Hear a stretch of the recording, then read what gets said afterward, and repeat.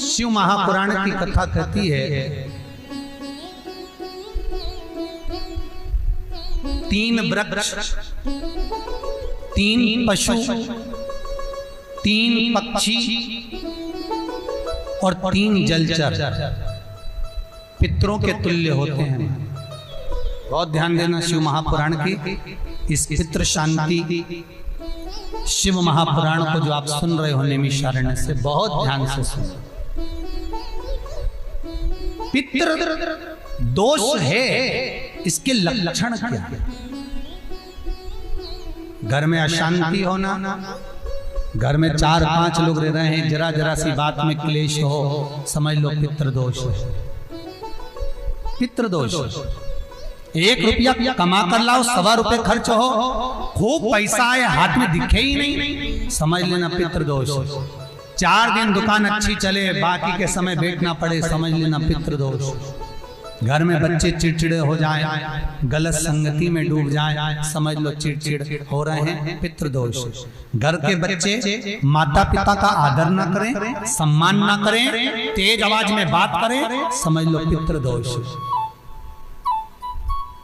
पितृदोष मालूम पड़े। और इतने से भी अगर आप नहीं समझ सकते, परिवार का कोई एक व्यक्ति जब जब भोजन करने बैठे तब तब उसकी थाली में बाल आए, भले वो होटल में खाए तो भी बाल आ जाए, वो कहीं खाना खा रहा है तो बाल आ जाए। 8-15 दिन में, 4 दिन में, 3 दिन में, 2 दिन में, 6 दिन में आपकी थाली के भोजन में अगर बाल निकल रहा है, केश निकल रहा है, समझ लेना कि पितृ आपसे कुछ मांग रहे हैं, पितृ आपसे कुछ चाहते हैं। क्योंकि पितृ बोलते नहीं आता, केवल घर का व्यक्ति जब भोजन करने बैठेगा, सब अच्छे से बनाया, सब अच्छे से करा, फिर भी थाली में अगर बाल निकल रहा है, और कोई व्यक्ति ऐसा होता है जिसकी थाली में बार बार बाल आता है, वो कितने ही केले, पत्नी को भी कह दिया, परिवार को भी कह दिया, तो भी वो होटल में खाएगा तो बाल आ जाएगा, अचानक आ जाएगा, भले पानी पिएगा तो आ जाएगा, कुछ खाएगा तो बाल आएगा। 8 दिन में, 15 दिन में, 6 दिन में उसके भोजन में बाल आएगा ही आएगा। समझ लो पितृ कुछ कहना चाहता, पितृ कुछ बताना चाहता, कुछ वर्णन करना चाहता। घर में अगर आप उससे भी नहीं समझ सकते तो घर में बैठे बैठे एकदम गंध आने लगे। 8 दिन में, 4 दिन में, 6 दिन में, ना जाने कौन सी गंध की बदबू सी आ रही, कोई गंध आ रही, कोई सुगंध सी आ रही, कोई गंध सी आ रही, समझ लो पितृ की छाया पड़ रही है, पितृ कुछ मांग रहा है। 8 दिन में, 15 दिन में कोई भी अगर आपको नहीं आएगा तो कोई दूसरा कहेगा, आज घर में ऐसी गंध क्यों आ रही है, कोई आकर कह देगा गंध क्यों आ रही है, उसका मतलब है पितृ आपसे कुछ मांग रहा है, कुछ कहना चाहता है, कुछ मत करो।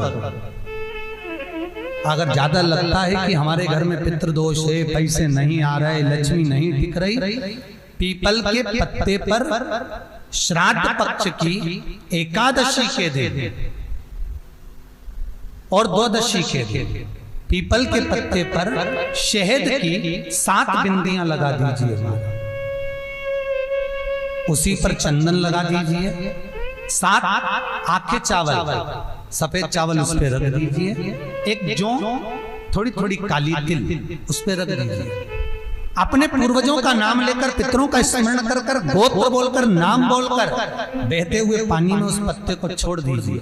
ये केवल श्राद्ध पक्ष में होगा, एकादशी तिथि के लिए बहते पानी में छोड़ दीजिए। जिंदगी में कभी संपदा की कमी नहीं आएगी, पितर आशीर्वाद देकर जरूर जाएंगे, ये पक्का है। शिव महापुराण कहते हैं अगर ज्यादा रोग है, बीमारी है, तो श्राद्ध पक्ष की 9वीं तिथि के समय पर केवल बड़ के पत्ते के ऊपर, बड़ का जो पत्ता होता है, बट वृक्ष का पत्ता, उस पे काली तिल और जौ 21 बार उतार कर, जो व्यक्ति बहुत बीमार पड़ा रहता हो, कोई ना कोई बीमारी उसको घेरी रहती हो, तो बड़ के पत्ते पर काली तिल और जौ, काली तिल और जौ रख कर पितरों का स्मरण कर कर 9वीं तिथि के दिन 21 बार उतार कर बहते पानी में डाल दो या पीपल के पेड़ के नीचे रख दो, बीमारी समाप्त हो जाएगी, रोग नहीं घेर सकता।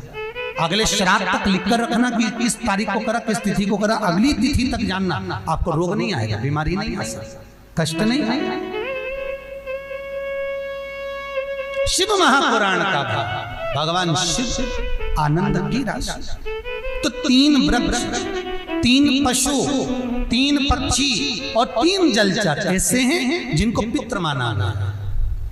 तो 3 वृक्ष कौन कौन से हैं? शास्त्र कहता है पहला पीपल, दूसरा बरगद बड़ और तीसरा बेलपत्र। इन 3 वृक्ष के नीचे श्राद्ध पक्ष में पितरों का निवास हो जाता है। इन 3 वृक्षों के नीचे 3 वृक्ष पितरों के तुल्य हैं। पहला पीपल, दूसरा बट वृक्ष, तीसरा बेलपत्र का वृक्ष। बेलपत्र का वृक्ष कभी अनायास श्राद्ध पक्ष में आप कुछ भी ना कर पाए, कुछ भी ना कर सकते हो, तो एक पत्ते के ऊपर कोई सा भी पत्ता ले लो, चाहे पान का ले लो, कोई पीपल का ले लो, कोई भी पत्ते के ऊपर एक कुड़ी, थोड़ा मीठा थोड़ा नमकीन रखकर अपनी कामना कर अपने पूर्वजों के लिए इन 3 वृक्ष के नीचे 16 श्राद्ध में किसी भी एक दिन आप वो भोजन को रखकर आ जाइए। अपनी कामना कर सुख का अनुभव होगा, पितरों को शांति मिलेगी। 3 वृक्ष पितरों के तुल्य हैं। 3 पक्षी पितरों के तुल्य हैं। कौवा, हंस और गरुड़।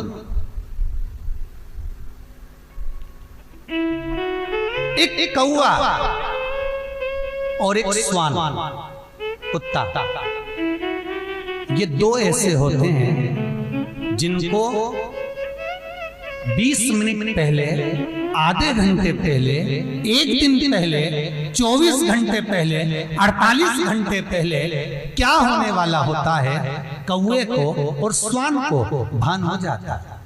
क्यों? क्योंकि ये यमलोक में जहां यमराज निवास करते हैं, स्वान और कौवा उस स्थान का भाग ग्रहण करते हैं और इनको ये ज्ञान पूर्व से यमराज से प्राप्त होता रहता है। पूर्वान होता प्राप्त होता रहता है। एक कौवा एक स्वान, कोई घटना घटने वाली होती है तो कुत्ता रोने लगता है,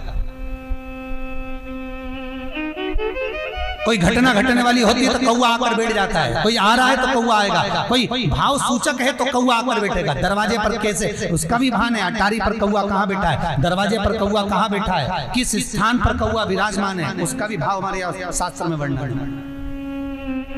3 पक्षी, 3 वृक्ष पितरों के तुल्य हैं। पक्षियों में कौवा, हंस और गरुड़ ये पितरों के तुल्य, जो अधोगति में मर जाते हैं, जिनको पिंड नहीं मिलता, तर्पण नहीं होता, ब्राह्मण का भोज नहीं मिल पाता, जो मर जाते हैं, जिनका अंतिम संस्कार तक नहीं होता, जिनकी गति बिगड़ जाती है, ऐसे जीव कौवे के अंश में प्रकट होते हैं, जो पूर्ण फल लेकर जाते हैं। पितृलोक में जगह नहीं होती, बैकुंठ में जगह नहीं होती, कहीं अगर जगह नहीं है देवलोक में तो इनको कौवे के अंश में, गरुड़ के अंश में या हंस के अंश में डाल दिया जाता है।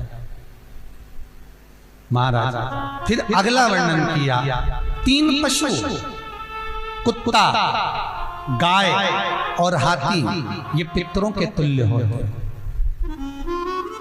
शिव महापुराण की कथा कहती है अगर श्राद्ध पक्ष में गया नहीं जा सकते तो गाय के मुख में गयासुर ने वर दिया था कि गाय के मुख में अगर कोई गया नहीं आ पाएगा तो गयासुर 16 दिन गाय के मुख में निवास करेगा।